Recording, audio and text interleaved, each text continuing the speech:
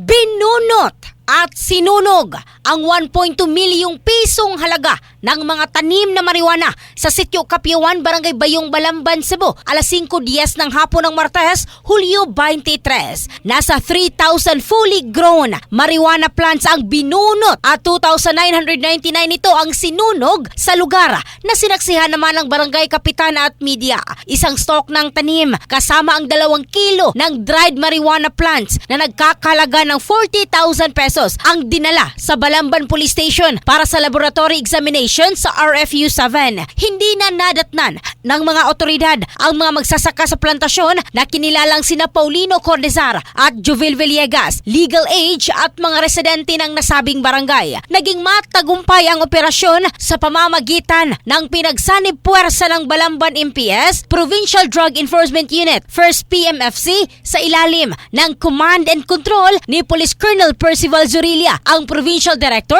ng Cebu Police Provincial Office. In the heart of changing lives, ito si Michelle Craste ng Brigada News Philippines, the Music and News Authority.